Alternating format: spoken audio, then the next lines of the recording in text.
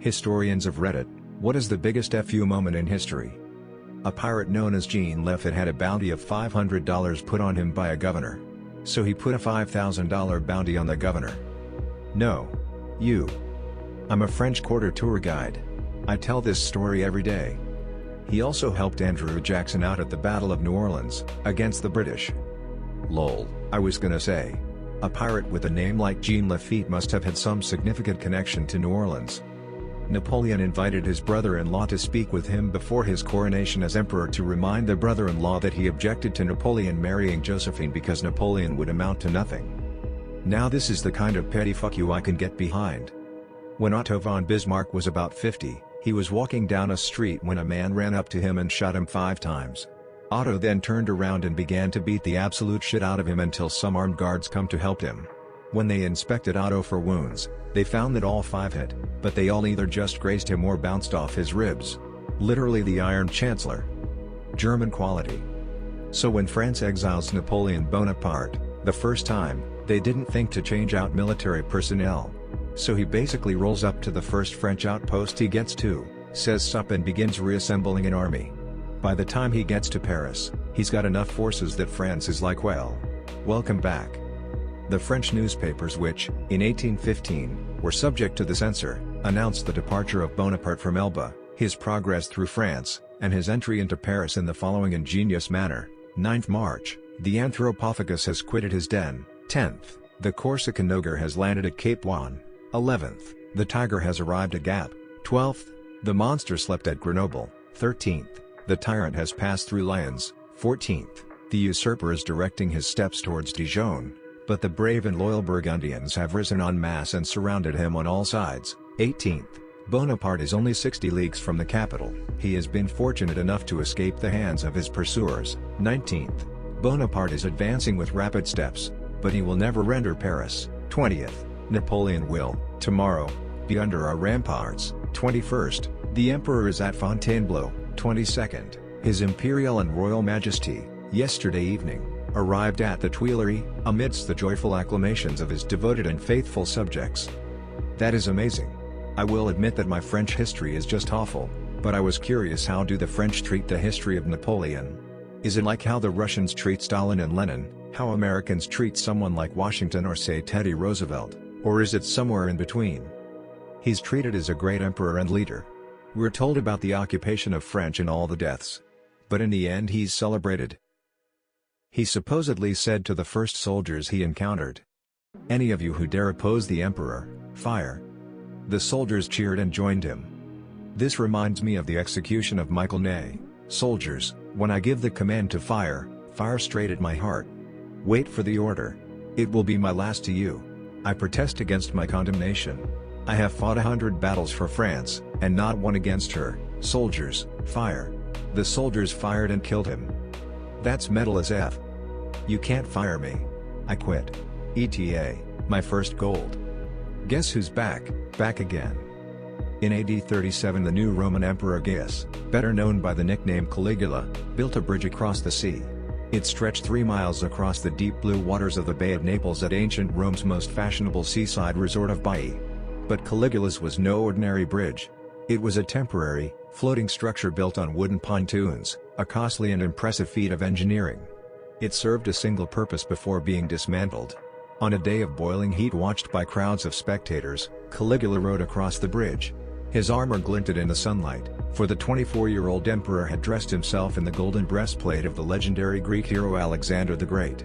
On the following day Caligula made the journey in reverse, this time riding in a chariot, followed by soldiers of his personal guard.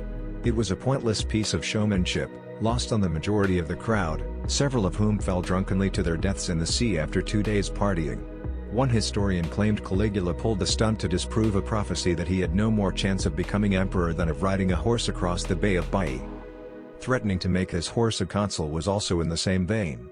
It wasn't a serious consideration born out of madness but rather an insult to the Senate. Either my horse can do a better job than any of you or I can make my horse consul and you can't do anything about it. In the 1970s the small town of Vulcan, West Virginia asked for state funding to replace a bridge into town. The state legislature refused to grant Vulcan the funding they needed. Instead, the town appealed to the Soviet Union for aid. After hearing about the request, the state legislature immediately granted over $1 million for the town to build a new bridge. If a small town in WV asking for Soviet funding in the middle of the Cold War isn't a big middle finger to the state government, then I don't know what is. The funny part is that 2 Soviet representatives at the US Embassy actually came over to look at the broken bridge, and seriously considered funding the rebuilding to piss off the Americans. Imagine the propaganda the Soviets could have pushed from that. Honestly, smart move by the town. Win for them no matter who funds it. Some genius came up with this in the town council. They deserve some sort of medal/honor. Government, F your bridge. City council, have you guys seen my hammer and sickle? British prisoner of war in Nazi Germany stitches a quilt. The Nazis put it out for show. Hidden in Morse code stitched in were the words "fuck Hitler" and "God save the Queen." Edit: "God save the King." I think I just had the Queen song stuck in my head. I would say the moment that Rollo swore allegiance to the French king, the bishop's presence suggested that Rollo kiss the king's foot, as a sign of submission. It was probably an idea intended to humiliate Rollo, and was not taken very well. After some discussion, it was agreed that one of Rollo's men would do it. However, the person chosen lifted the king's foot, and, without bending down, brought it up to his mouth. Not surprisingly, the king fell over, amid general laughter in the court. Following this amusing scene, the king and his men swore to honor the concession to Rollo. That's great, just effing flip the king over instead. That whole image just made me laugh.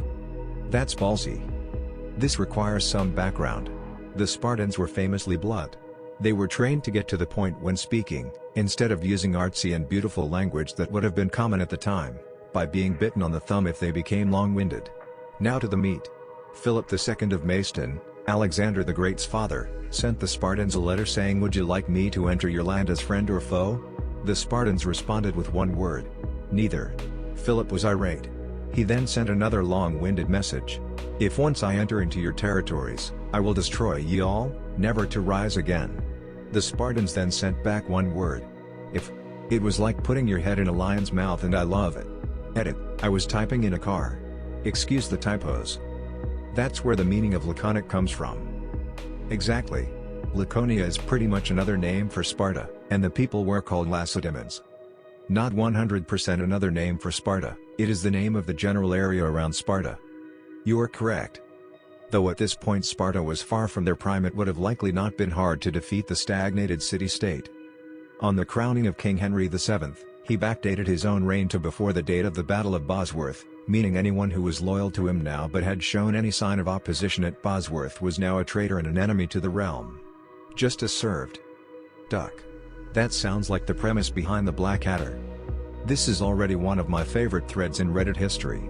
Galvarino, Chilean warrior who had both his hands cut off by the conquistadors for raising arms against the Spanish. Instead of letting himself serve as a message of helplessness in the face of the invaders, the crazy bastard strapped swords to his stumps and went on the warpath. So this guy was ancient Chilean Wolverine? May I add that when he got defeated again, the Spanish were impressed and offered him to surrender, but he spit in the commander's face, so they literally fed him to their dogs. Forgive me if I'm wrong. Edit: damn guys, thanks so much, literally made my karma score 9 times as big. According to that link, that is one theory, but there are other theories as to how he died. All we know for sure is that once he got defeated the second time, he died. After the Restoration, the English dug up the body of Oliver Cromwell and hung, drawn and quartered the body, sticking the head on London Bridge. This is more petty, but when Taft bragged to his friends via telegram about scaling a mountain on horseback, that it was a few thousand feet, clear weather, all in all not too difficult, his friend replied, "How is horse?" Taft was a chunky boy. Didn't he get stuck in his bathtub? Edit: a myth, apparently, but the man was certainly no stranger to a good meal. I've always wondered if that's where the term tubby comes from. It makes me so very happy to know that ball busting between friends is an age-old tradition. Even better that it involved a president. When Germanic tribes invaded Britain after the Romans left, they named the native Celts Welsk, meaning foreigner, even though they themselves were the foreigners. That later became the word Welsh, which the English promptly adopted for phrases like Welch on a bet.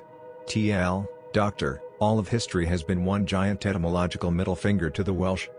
Yeah, but the Welsh language is itself a middle finger to English speakers. More like the English orthography used for Welsh as a middle finger to the Welsh people. The Irish language as written has similar issues as well. A bunch of phonemes and sounds that don't exist in English are instead written using weird letter combos and really subtle grammar tricks. I sometimes think it was a deliberate tactic to make sure nobody could bloody read either Welsh or Irish. My personal favorite, the beginning of the Battle of Stamford Bridge, in England, 1066. England's been invaded by a Norwegian army led by Harald Hardrada, King of Norway, and Tostig Godwinson, exiled English earl and estranged brother to the English king. They've already fought one battle, they've captured York. Things are looking good for them. They're chilling, enjoying their success, waiting at Stamford Bridge for the hostages they demanded. It's a hot day. They're not expecting any trouble. But wait, an English army shows up. That's practically impossible. The Battle of Fulford Gate had taken place only 5 days ago, and the Norwegians had completely routed the forces of the Northern Earls. The rest of the English army was known to be in the south, awaiting a Norman invasion. Turns out the English had ridden all the way up north in 4 days. The Norwegians were, understandably, a bit unhappy. They form into a circle. They don't have their armor with them, it's at the ships. It's too hot to be hanging around in mail. They've got helmets and shields and weaponry, and that's it. The English send a rider to negotiate. He tells Tostig that his brother the king is willing to offer him his earldom back and part of the rule of England if he gives up now. Tostig asks what his buddy Harald Hardrada gets for his trouble. 6 feet of English ground, or as much more as he needs, being taller than other men. Tostig says they're done here. The rider rides away. Harald Hardrada asks who the dude was, because if it had been him talking, he'd have just killed the bastard there. Tostig says, "Oh, that's my brother.